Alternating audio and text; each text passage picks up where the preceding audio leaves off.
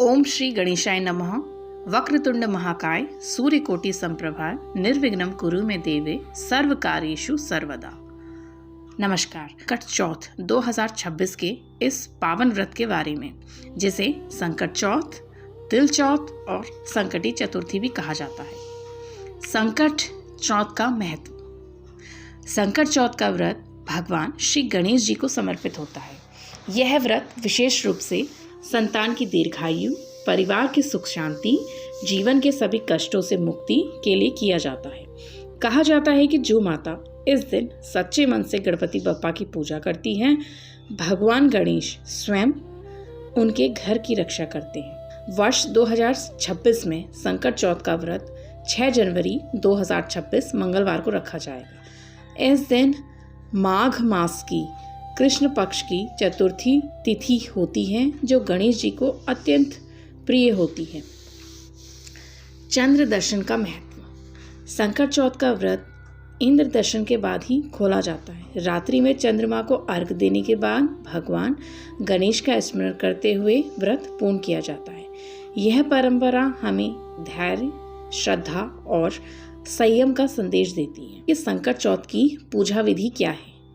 सबसे पहले सुबह स्नान करके स्वच्छ वस्त्र धारण कर लें, व्रत का संकल्प लें, गणेश जी की प्रतिमा या चित्र स्थापित करें, दुर्वा, तिल, गुड़, फूल या मोदक अर्पित करें।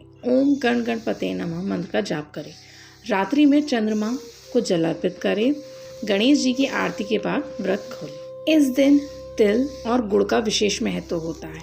तिल नकारात्मक ऊर्जा को दूर करते हैं और शुद्धता और शक्ति का प्रतीक माने जाते हैं। इसी कारण इन्हें तिल चौथ भी कहा जाता है। धार्मिक ग्रंथ के अनुसार जो व्यक्ति संकट चौथ का व्रत करता है, उसके जीवन से बाधाएं दूर होती हैं और भगवान गणेश की विशेष कृपा होती है।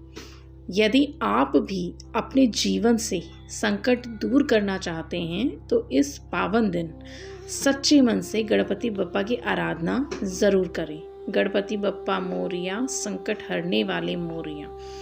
अगर आपको ये वीडियो पसंद आया तो चैनल को लाइक, शेयर, सब्सक्राइब करना बिल्कुल भी ना भूलें और कमेंट में गणपति बप्पा मोरिया लिखना भी ना भूलें। अब संकट चौथ व्रत की कथा क्या है?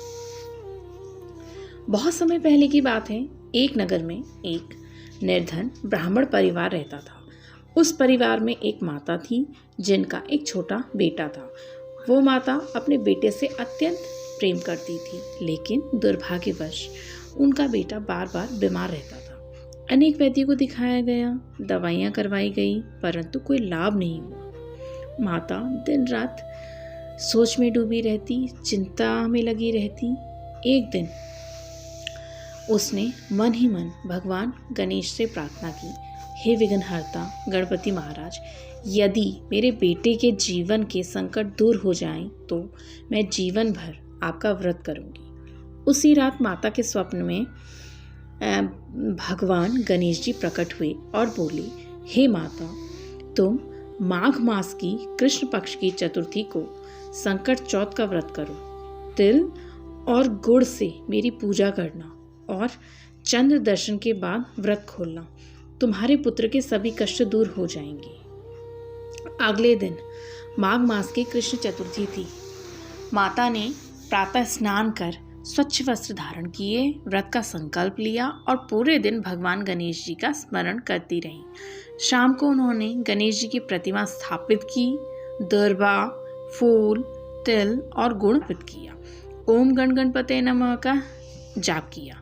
रात्रि में चंद्रमा निकलने पर उन्होंने चंद्रदेव को अर्घ्य दिया और फिर श्रद्धा से गणपति जी की आरती की। भगवान गणेश जी की कृपा से उसी रात से उस बालक की तबीयत सुधरने लगी और कुछ ही दिनों में वह पूर्ण रूप से स्वस्थ हो गया। माता का घर, जहाँ पहले दुख और चिंता थी, वहाँ अब सुख, शांति और आनंद से भर गया था।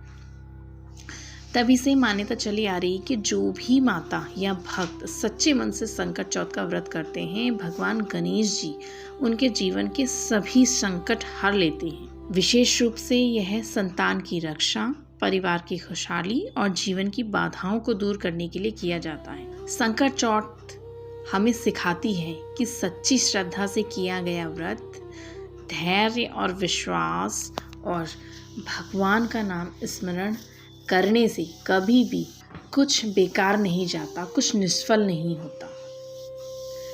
सभी बोलें गणपति बप्पा मोरिया, संकट हरने वाले मोरिया।